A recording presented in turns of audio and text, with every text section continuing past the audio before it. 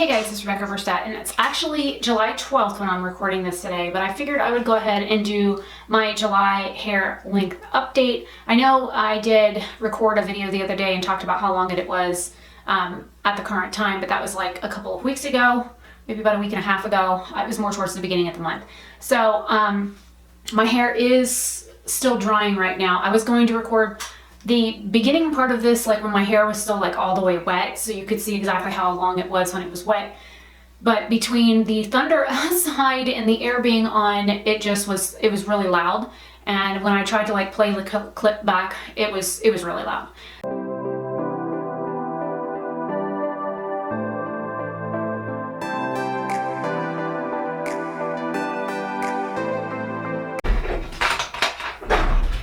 Is comb my hair straight down on the side, trying to avoid my ear and my ear ring. Okay, so my hair was initially cut to this length. That's how long we are now. I have a ruler. I'll put it right up under where my jaw is, because that's where the hair was initially cut to. I'm going to grab my hair and pull it down on the ruler. And it stopped right about there. So my hair is about, because the 1/2 inch mark is just below where my finger is. So my hair is just about now 3.5 inches longer than it was, there's the ear fixing to kick on, when it first was cut. Now my hair, I've noticed in the front, does appear longer than the back. I notice that on both sides, no matter if I part my hair in the center or if I part it somewhere else. So from the back, my hair's grown about 4 inches. So, or at least from what I can tell, my hair's grown about 4 full inches. So my hair's growing about 1 inch a month minimum since I had it cut. Now I've had people ask what I do in order to get my hair to grow. Do I take supplements? Do I use anything special? Do I take anything special? That kind of thing. So I figured I would cover that here in this video.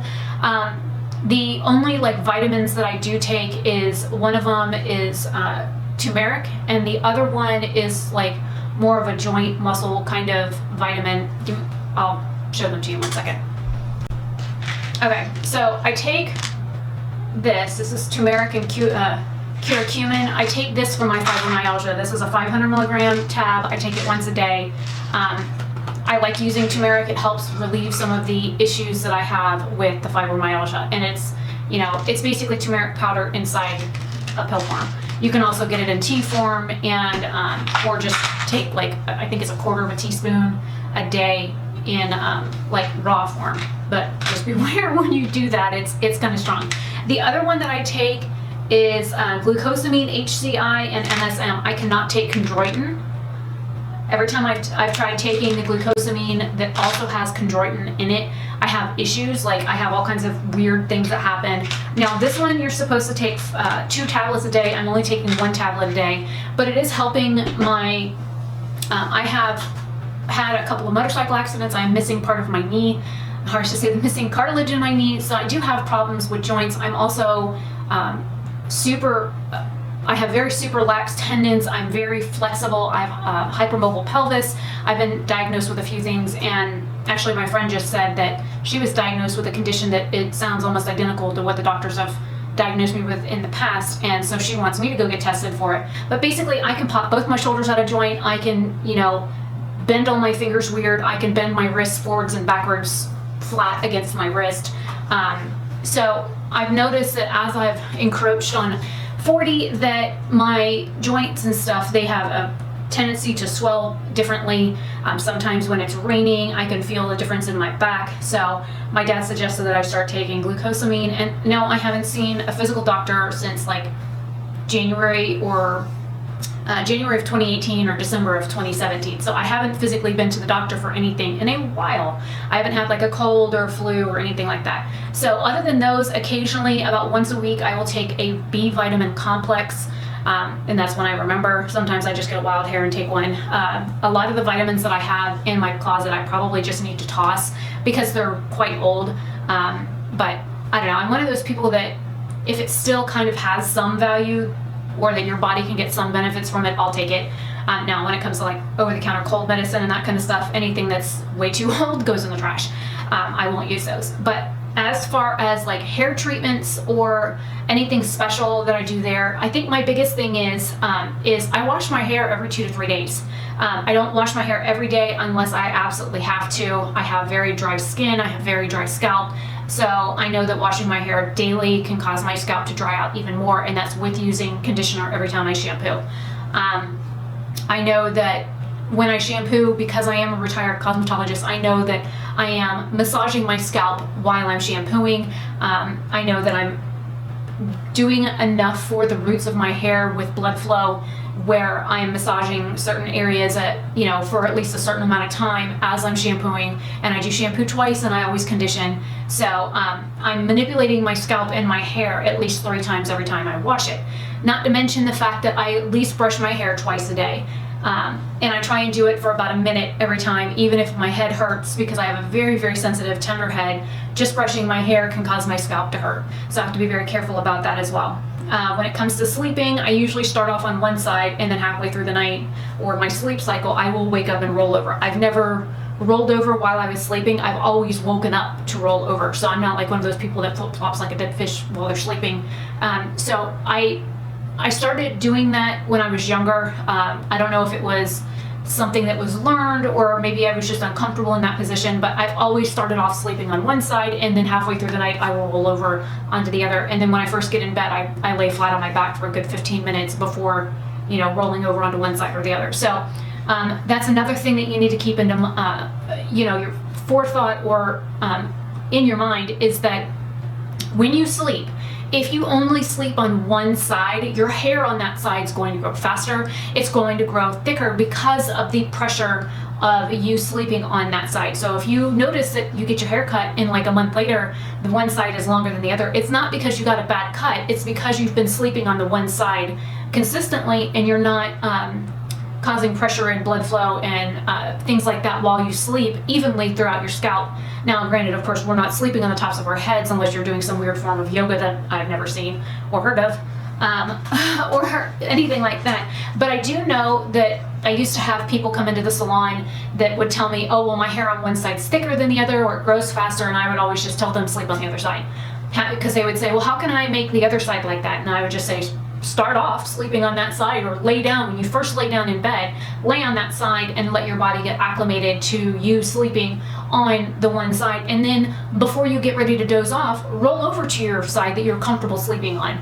I know I have a heart condition, and the doctors used to always tell me, oh, well, you should only sleep on this side, this particular side, and not to sleep on this side because it can cause stress on your heart, it can cause compression, it can cause your blood flow to be a little bit different, so that your heart is actually working harder while you're sleeping. So don't sleep on this side.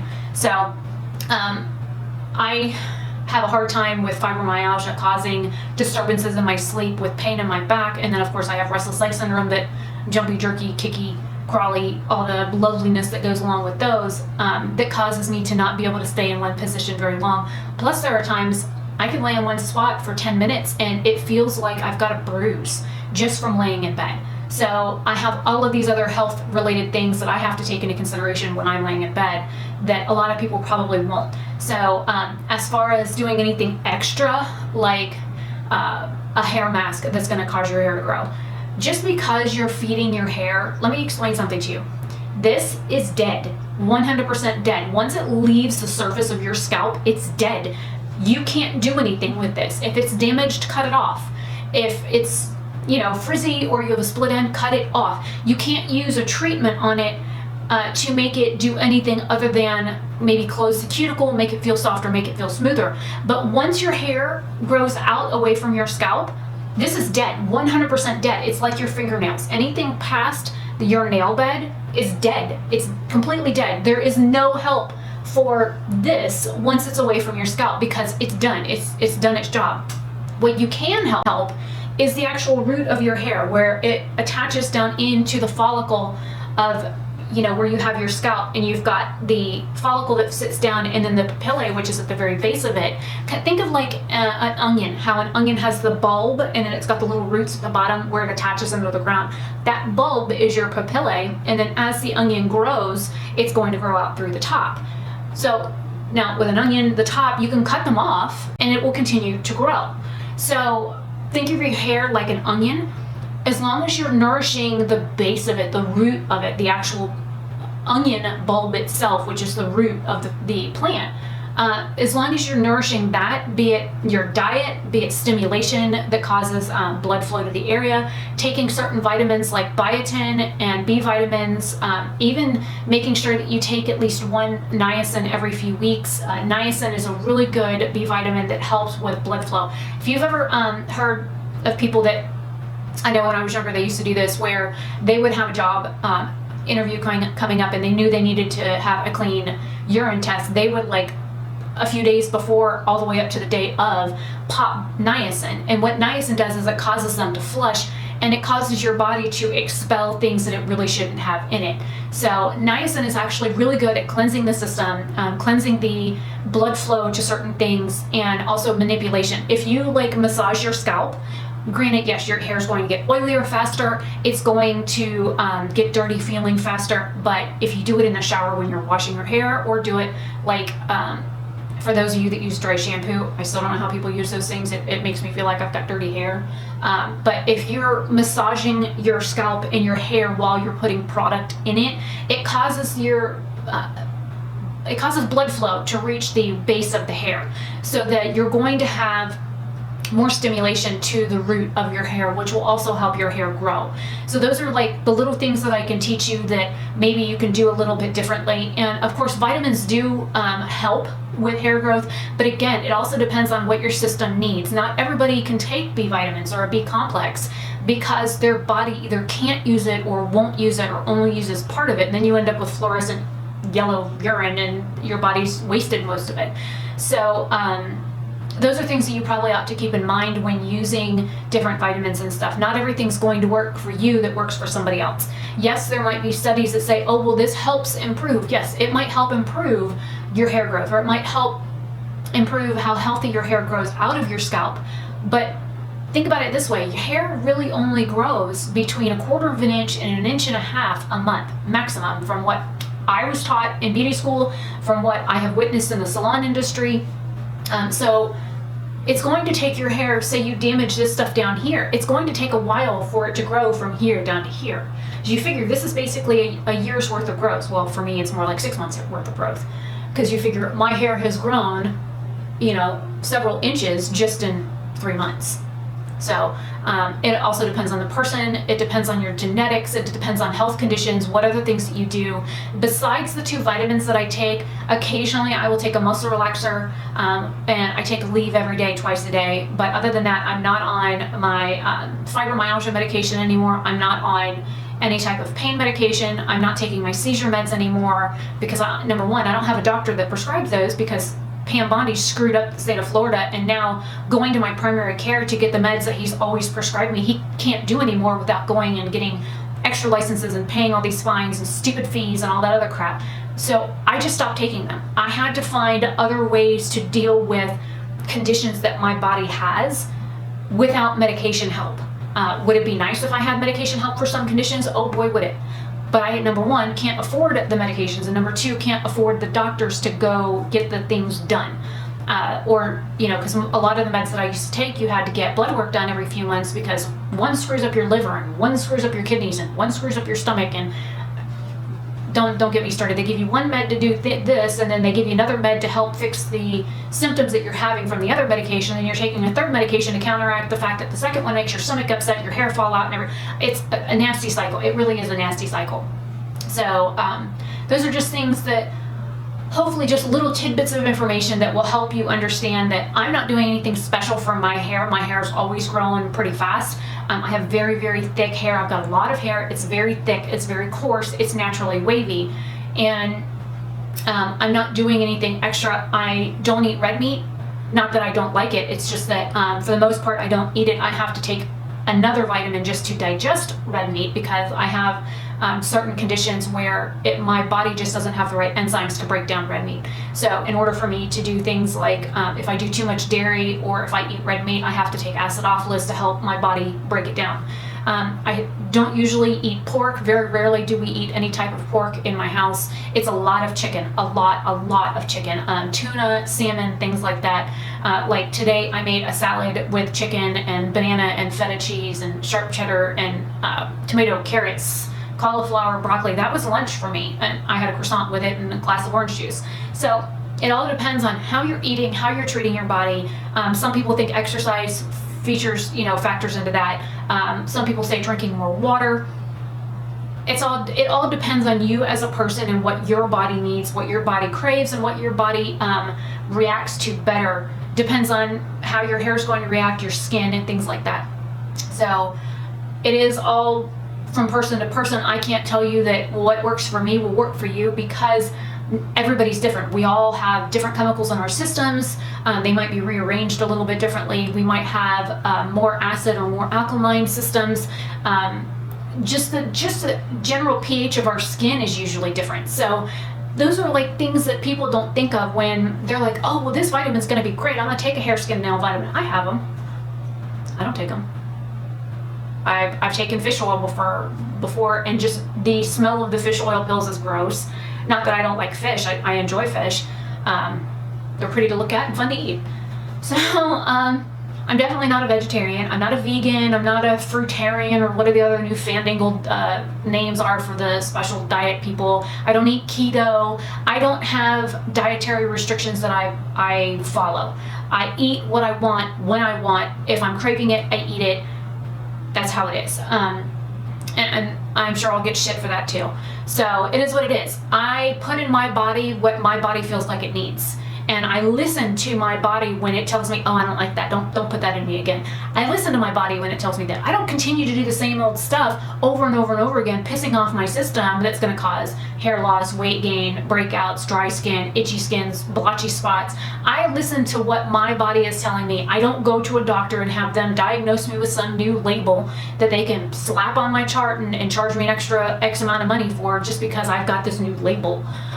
So that's something else that I've seen a lot of people talk about when it comes to, talking about hair growth and what products work and what products don't. As long as you are cleaning your hair and your scalp stays clean, and you're not putting all kinds of filth and stuff on it, and you're making sure that the product buildup isn't, that you're continually removing product buildup, because there's product buildup in your hair just from hard water, or from shampoo, or from conditioner, or from oils or lotions or creams or gels or hairsprays or any type of thing like that you're putting in your hair. It's going to coat the hair shaft. You're going to need to get that off. And I have a product in my shower that I use about once a month.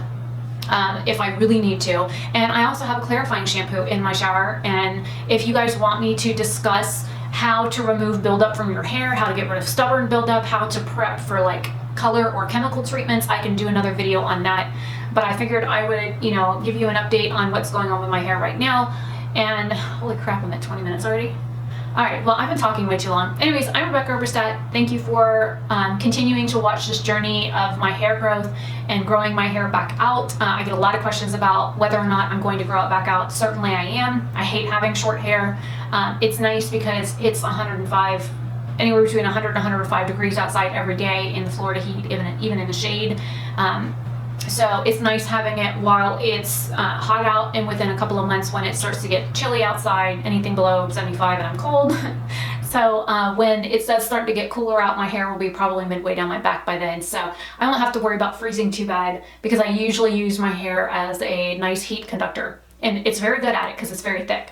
So anyways, I will see you guys in another video very soon. Hopefully you all have a great day or night wherever you are. And if you have hair related questions that you would like me to answer or to go in depth on, or products that you would like me to review or discuss, please let me know in the comment section down below, because I am willing to test different things out. If you have something in particular that you would like me to try or to research, I can do that. I also have a Patreon that I just revamped. So if you would like to help support me or my channel, the money will go back into my channel. It's not like to buy groceries or, buy a car or anything like that. It literally is to pay for the camera and to pay for the products that I buy to try, that kind of thing. So you can do a one-time donation, or you can do a monthly donation that is a reoccurring thing.